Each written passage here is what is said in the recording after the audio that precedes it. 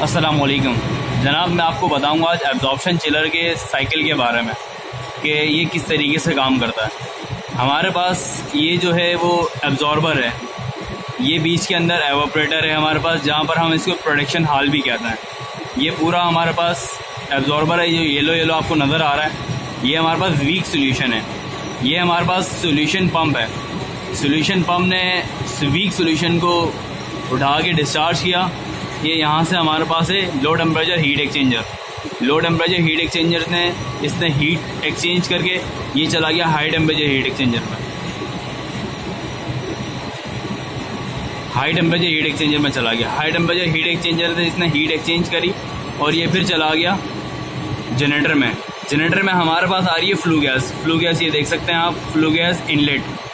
अभी ये हमारे पास 417 चल रहा है जी। हमारे पास है ये जनरेटर, आप ये देख सकते हैं 415.9। ये हमारे पास फ्लू गैस इनलेट टेम्परेचर आ रहा है। ये हमारे पास है फ्लू गैस आउटलेट टेम्परेचर। जब ये फ्लू गैस अपना टेम्परेचर हमारे सोल्यूशन को दे देता है तो यहाँ पर ये बन जाता है मिडिल सोल्यूशन। क्या बन जाता है सर? Middle solution. जब मिडिल सोल्यूशन होके यहाँ आता है, यहाँ पर हमारे पास ये बर्नर वाला जो मैंने आपको पहले वीडियो में ही बता चुका हूँ, हमारे पास दो जनरेटर हैं, एक फ्लू गैस जनरेटर है, एक बर्नर जनरेटर है। यहाँ पर बर्नर की हीट इसको करी, उसके बाद ये चले आता है हीट एक्सचेंजर्स के अंदर, जो कि हमारे पास यहाँ से सोल्यूशन पंप ने सोल्यूशन उठा के जब यहाँ पर आया था तो हीट एक्सचेंज करी थी। तो इस मिडिल सोल्यूशन से हीट एक्सचेंज करी थी। जब यहाँ पर हीट एक्सचेंज करने के बाद ये चले आता है लो टेम्परेचर जनरेटर में, एलपी जनरेटर जिसे कहते हैं। सर एलपी जनरेटर के अंदर क्या होता है, जब हमारे पास यहाँ पर जब वीक सोल्यूशन को हीट मिलती है तो इसके अंदर से पानी खारिज होता है, एवापोरेट हो जाता है। जब पानी एवापोरेट हो जाता है तो ये आ जाता है एलपी जनरेटर के अंदर। ये सर आप देख सकते हैं ये लाइन है, एलपी जनरेटर के अंदर आ जाता है। उसके ऊपर ये हमारा मिडिल सोल्यूशन शावर हो रहा होता है। जब सर ये शावर हो रहा होता है तो यहाँ पर इसका भी टेम्परेचर हाई है, तो सर इसका भी टेम्परेचर हाई है। जब गरमाइश से मिलता है तो और ज़्यादा हीट हो जाता है और इसके अंदर जितने भी वेपर्स बचते हैं वो एवापोरेट हो जाता है। जब ये एवापोरेट हो जाता है, ये बीच के अंदर एलिमिनेटर लगे हैं सर, ये एलिमिनेटर के ज़रिए कंडेंसर में चलाते हैं। ये हमारे पास कंडेंसर है। जब ये कंडेंसर में आ गए और ये जब यहाँ पर हीट टकराती है इसके ऊपर तो ये बन जाता है स्ट्रॉन्ग सोल्यूशन। सर ये स्ट्रॉन्ग सोल्यूशन आता है लो टेम्परेचर हीट एक्सचेंजर में। जब ये लो टेम्परेचर हीट एक्सचेंजर से अपनी हीट वीक सोल्यूशन को दे के यहाँ चले आता है सर एब्जॉर्बर में। सर आप ये देख सकते होंगे, ये एब्जॉर्बर में चला गया। यहाँ पर हमारे पास ये देखें sir cooling water inlet. Cooling water हमारे पास चल रहा है 26.6 कूलिंग वाटर टेम्परेचर। ये देखें सर, ये लाइन आ रही है हमारी एब्जॉर्बर में। तो सर हमारे पास ये जो हीट जो हमारे पास स्ट्रॉन्ग सोल्यूशन था वो कूलिंग वाटर की लाइनों के ऊपर शावरिंग कर रहा है। जब ये शावर हो रहा होता है तो हमारे पास ये है एवापोरेटर।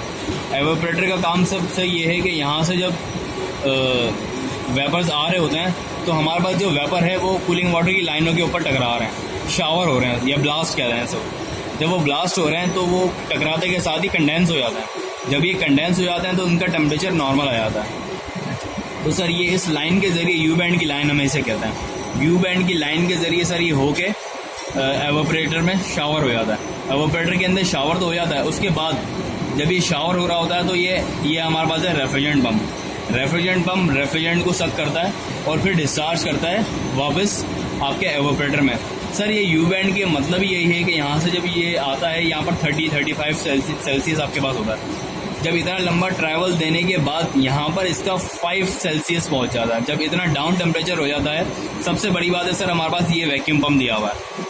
वैक्यूम के ज़रिए हम जैसे हमारे पास वैक्यूम टेम्परेचर जब शूट करता है तो हम इसे वैक्यूम करके नॉर्मल वे पे नॉर्मल वे पे ले आते हैं।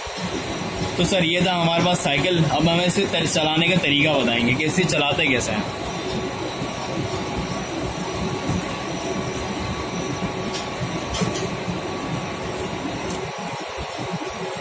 जी सर, ये है हमारे पास, यहाँ पर हमारे पास स्टार्ट और स्टॉप लिखा हुआ है। सर आप देख सकते होंगे स्टार्ट सिस्टम, स्टॉप सिस्टम। हम यहाँ से स्टार्ट दबाते हैं तो ये वैसे तो हमारी मशीन चल रही है तो यही कह रहा है कि रिटर्न, तो खैर हम रिटर्न ही दबा देंगे। अच्छा, इसके अलावा हमारे पास कोई भी प्रॉब्लम होती है या मशीन हमारे पास ट्रबल पे खड़ी हो जाती है, बजर दे देती है, तो हम यहाँ से ये चेक कर सकते हैं कि कोई प्रॉब्लम तो नहीं आई। तो यहाँ पर वो इंडिकेट कर देता है कि हाँ किसी भी किस्म की प्रॉब्लम होगी तो वो इंडिकेट कर देगा। अच्छा, जैसे कि हमारे पास फेलियर ऑफ चिल वाटर, अब हमारे को अगर ये इंडिकेट कर रहा होगा तो ये हम इसे चेक कर सकते हैं कि क्या क्या प्रॉब्लम हो सकती है। तो वो केस बता रहा है और ये भी बता रहा है कि किस तरीके से उसे सॉल्व कर सकते हैं। जब हम इसको चेक कर लेंगे, सेट कर देंगे, तो हमारे पास ये देखें सर, फॉल्ट रिसेट, हम इसे पुश कर देंगे कि हाँ हमारे पास कोई भी फॉल्ट नहीं है, हमारी मशीन बिल्कुल नॉर्मल हो चुकी है। जब हमारी मशीन नॉर्मल हो जाएगी तो फिर ये है कि ये देखें सर, हमारे पास ये बता रहा है, ये देखें खाली हो गया, ये हमारे पास जनरेटर का लेवल बता रहा है। जब जनरेटर का लेवल बता रहा है, ये हमारे, ये देखें अभी बिल्कुल खाली हुआ हुआ है, ये अभी वापस येलो हो गया।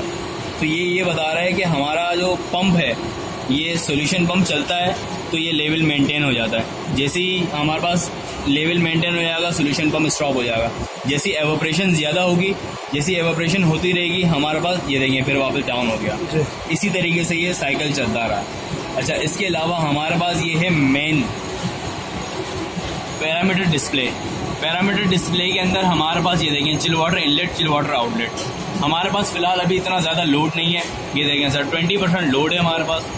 इस वजह से अभी वेदर भी ज़्यादा कूल है, हमारे पास बर्नर लोड भी नहीं है, फ्लू गैस भी अभी भी कट ऑफ हुई है। इसका मतलब हमारा मशीन ऑटो स्टॉप के ऊपर खड़ा हुआ है। ठीक है सर। इसके अलावा हमारे पास ये देखें सर, फ्लू गैस पहले मैंने आपको दिखाया था 400 प्लस थी, अभी देखें 331 हो गई है। इसके अलावा सर हमारे पास ये देखें जनरेटर है, ये जनरेटर के बता रहे हैं कि ये जी मतलब जनरेटर, बी मतलब बर्नर। इसके अलावा हमारे पास कूलिंग वाटर, कंडेंसर वाटर है, जो कि यू बैंड से पहले मैंने आपको बताया था कि यू बैंड की लाइन से पहले कूलिंग वाटर की लाइनों से टकराने के बाद जो कंडेंस हो रही है एवोपरेशन, वो है सर ये। जी सर, ये उसका टेम्परेचर। ये हमारे पास सर ये देखें सर, अभी 10 बता रहा है, अभी देखिएगा सर ये बढ़ जाएगा। ये हमारे पास हर्ट्ज बता रहा है ABS पंप के। जी सर।